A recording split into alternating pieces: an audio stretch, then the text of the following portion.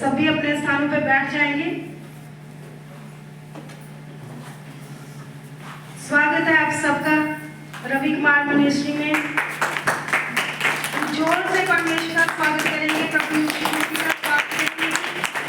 आज हम आए नहीं, हम लाए गए हैं परमेश्वर के स्वर्गदूतों के द्वारा, क्योंकि बहुत सारे जन बोलते तो हैं कि हम जाएंगे जाएंगे, लेकिन अंधकार की शक्तियां जो होती वो उनको निकलने नहीं देती। तो इसीलिए जब तक परमेश्वर ना हमें, परमेश्वर का आत्मा हमें ना खींच कर लाए, तो हम कभी परमेश्वर की हुजूरी में नहीं आ सकते। हम अपनी जितनी मर्जी कोशिश करें।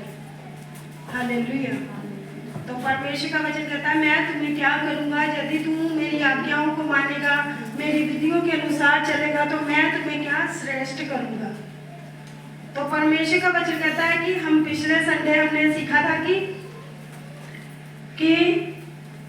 परमेश्वर के दास जो पौलुस था, उसने कहा था कि तुम अपनी भेंट लाया करो और अपनी भेंट को बोया करो, ताकि मुझे नहीं तुम्हें लाभ हो।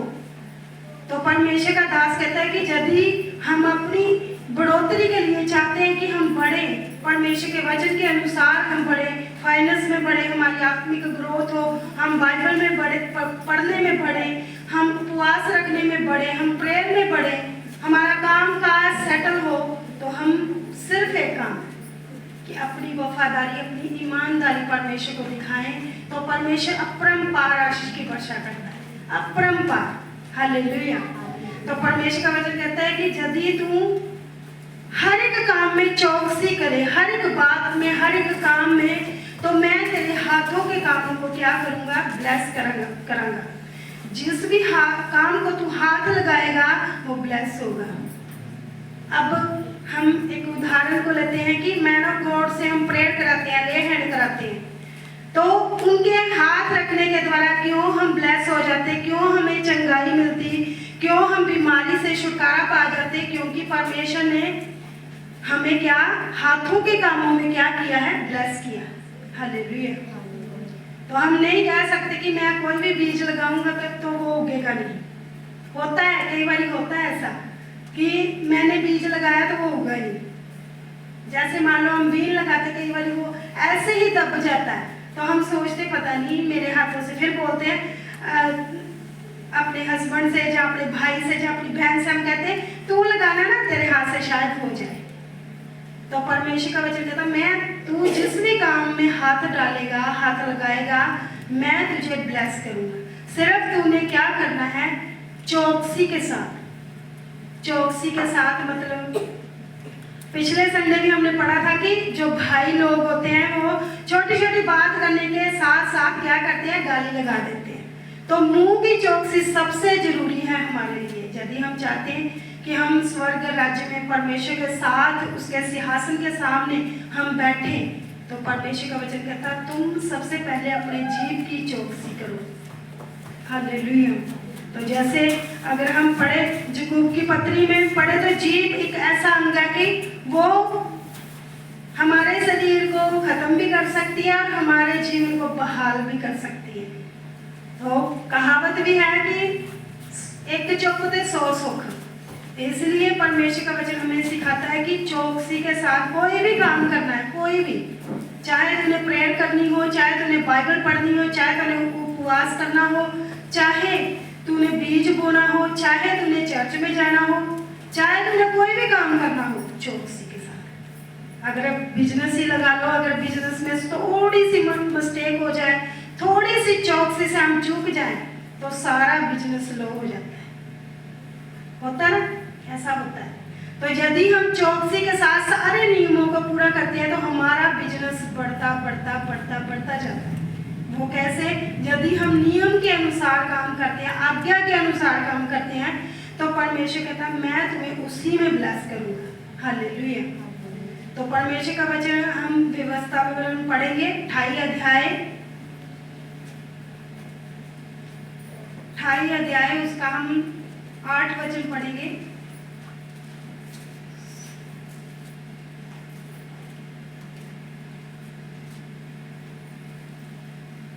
हम 7 वचन से पढ़ेंगे। 28 अध्याय व्यवस्था विवरण, 28 अध्याय उसका 7 वचन से हम पढ़ेंगे।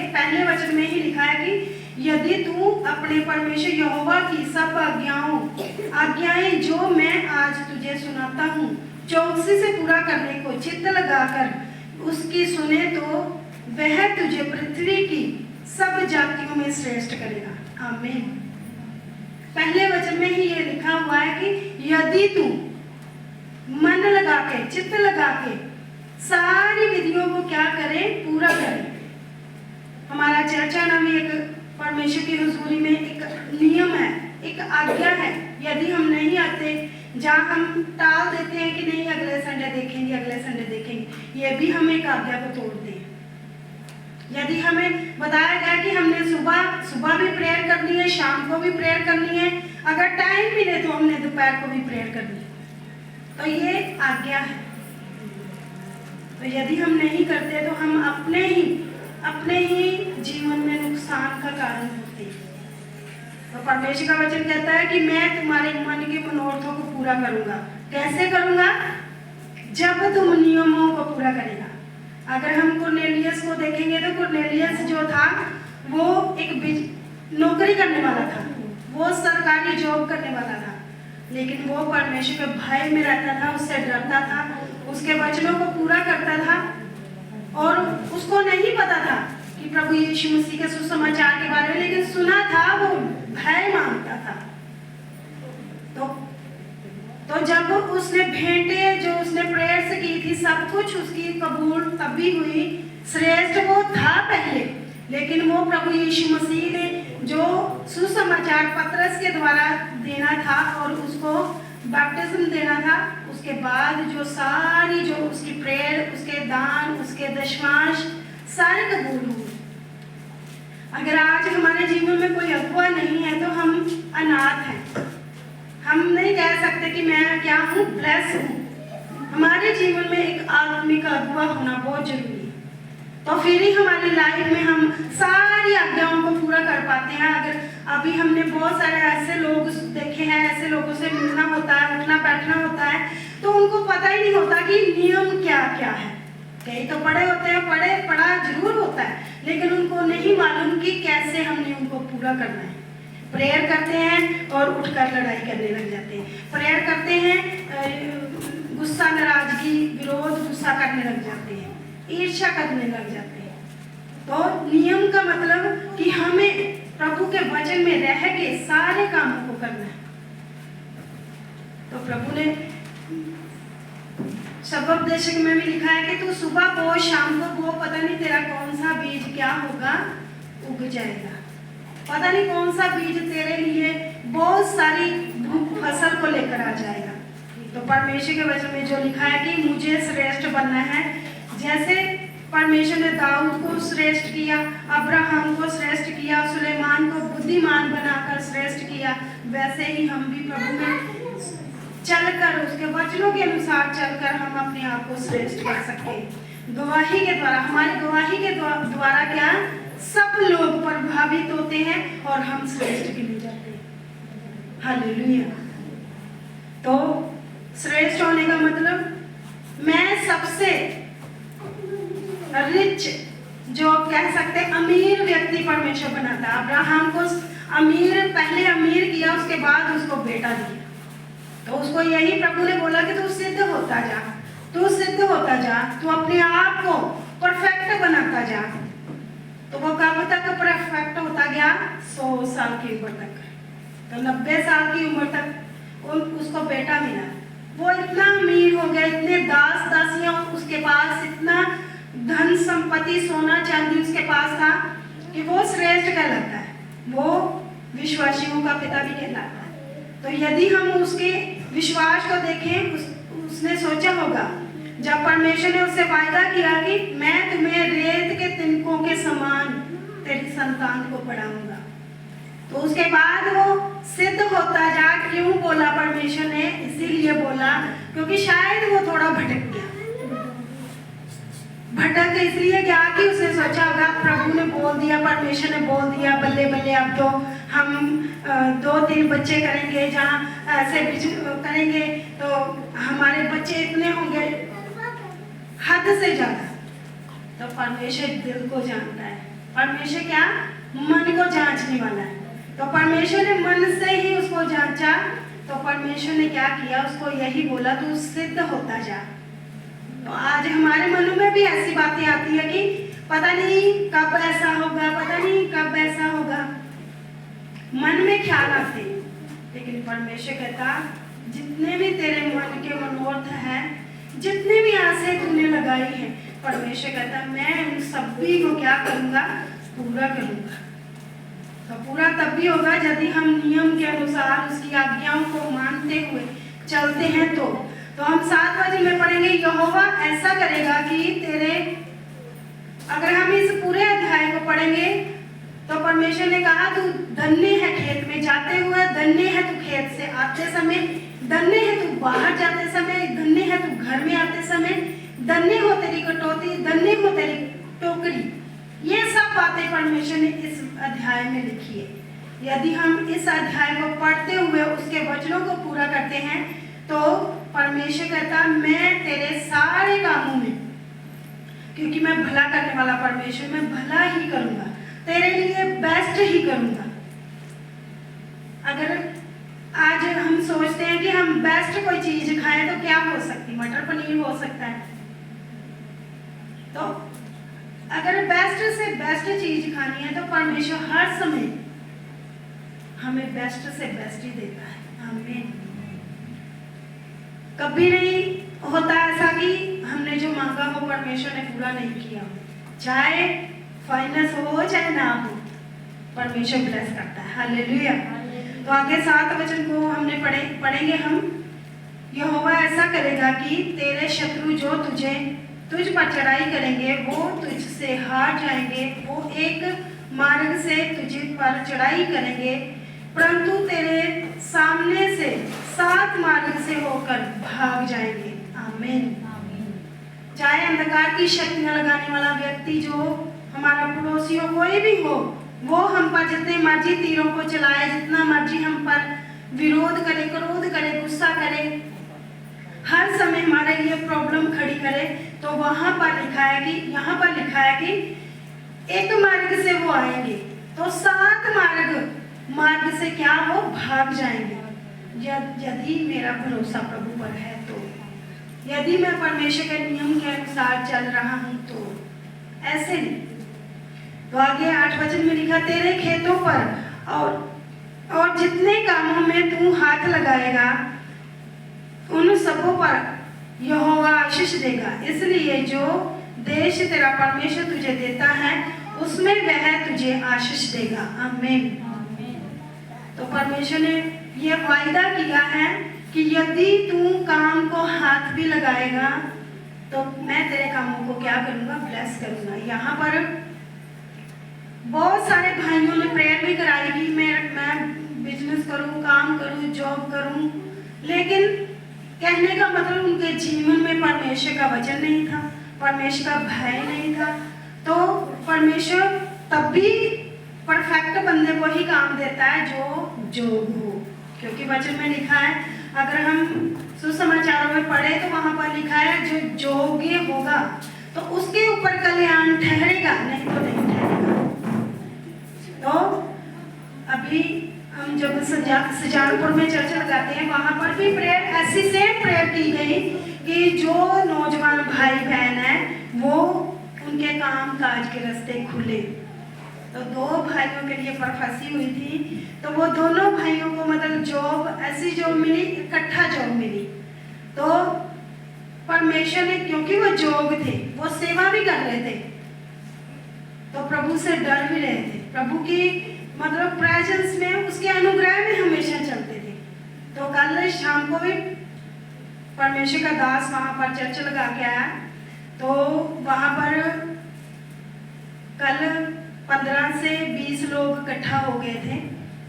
तो परमेश्वर अद्भुत गवाहियों को दे रहा है, अभी अद्भुत रीति से प्रभु इस्तेमाल कर रहा है, क्योंकि यहाँ पर बहुत सारे लोग आए लेकिन ब्लेस होके, अभी ब्लेसिंग तो शुरुआत थी, परमेश्वर हमें परखता है, तो ब्लेसिंग अभी शुरुआत थी, तो उन्होंने सोचा, वो इतने हवा में उड़ गए कि चलो जी चल दिए जी, ब्लेस हो गए।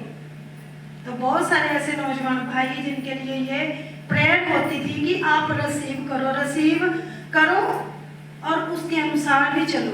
लेकिन यहाँ पर अगर हम वचन को सुनते हैं तो कुछ बहनें भी ऐसी अब बाहर निकलते ही अपने ऐसी जोटी बना के बातें करने लगे थी, वो ये अलग अलग तरह की। तो परमेश्वर के कहने का मतलब यदि तेरा मन होगा, मन के अनुसार तू आज्ञा को पूरा करेगा तो तेरे ऊपर ब्लेसिंग ठहरेगी। फिर तू हाथ भी लगाएगा, जिस बिजनेस को करेगा, इस काम को करेगा, जो भी काम तू मन से खोलेगा तो परमेश्वर कहता मैं तुझे ब्लेस करूंगा। तो यदि हम मन में कुछ ऐसी बात रखे करते, पता नहीं होगा या नहीं होगा, वही लेडीज की तरह वो कहती मेरा विश्वास है कि ये जो पहाड़ है वो उस नदी में चल जा सकता है। राई के दाने के जितना भी हमारा विश्वास हो ऐसा हो सकता है। तो परमेश्वर का वचन यही कहता है कि तू तेरे हाथों के कामों में मैं तुझे ब्लेस करूंगा, बहुत ब्लेस करूंगा। तो अपनी सबसे पहले अपनी ऑफरिंग को उठाएं। जो जन अपनी ऑफरिंग को बो रहे हैं और अपने 10वें हिस्से को भी उठाएं जो 10वां हिस्सा बो रहे हैं, क्योंकि परमेश्वर का वचन कहता है जब तू कोई भी काम करता है परमेश्वर के वचन के अनुसार, तो परमेश्वर का वचन कहता है कि मैं वायदा पूरा करने वाला परमेश्वर हूँ। तुम वचन पूरा करो, मैं तुम्हारे लिए अपरंपार आशीष की वर्षा करने के लिए तैयार हूँ। आमीन। अगर इस पूरे अध्याय को आप पढ़ोगे, पढ़ना घर जाके, इसमें से बहुत सारे ऐसे वचन हैं और आज्ञा ना मानने के वचन भी है इसमें कि आज्ञा उल्लंघन की कितनी प्रॉब्लम्स आती है, कितनी कठिन बातें होती है। यहाँ पर अगर हम पढ़ेंगे तो लिखा है बुखार भी होता है, फोड़े फिंसियाँ भी आती है, बवासीर भी होती है, खुजली भी आती है, अलग अलग तरह की बीमारियां आती है यदि हम आज्ञा को नहीं मानते, नियम के अनुसार नहीं चलते। तो परमेश्वर का वचन कहता है यदि तुम वचन को पूरा करते तो मैं तुझे श्रेष्ठ करूंगा। आमीन। तो अपनी ऑफरिंग को, अपने टाइट को लें, सबसे पहले अपने टाइट को लें, जैसे वचन में लिखा हुआ मलाकिया 3:10 में कि सारे दशमांश भंडार में ले आओ कि मेरे भवन में भोजन वस्तु रहे। सेना का यहोवा ये कहता है कि मुझे अपने टाइट को ऊंचा उठाते हुए, जो जन अपने टाइट को बोल रहे हैं अपने 10वें हिस्से को ऊंचा उठाते हुए बोले परमेश्वर से कि परमेश्वर 10वां हिस्सा तेरा है, यह तेरे लिए ब्लेस हो, तेरे लिए आशीषित हो मेरे परमेश्वर, और मैं इस वचन को पूरा करती हूँ और मुझे ब्लेस कर। जैसे वचन में जो लिखा हुआ हम उसको सुनते हुए हम आमीन को बोलेंगे कि प्रभु हाँ ऐसा ही मेरे जीवन में हो, मैं तेरे वचन को पूरा कर रही हूँ। जैसे लिखा सारे दशमांश भंडार में ले आओ कि मेरे भवन में भोजन वस्तु रहे। सेना का यहोवा ये कहता है कि ऐसा करके मुझे परखो कि मैं आकाश के झरोखे तुम्हारे लिए खोलकर तुम्हारे परम्पार आशीष की वर्षा करता हूँ कि नहीं। परमेश्वर कहता है तुम कर देखो मैं करता हूँ कि नहीं।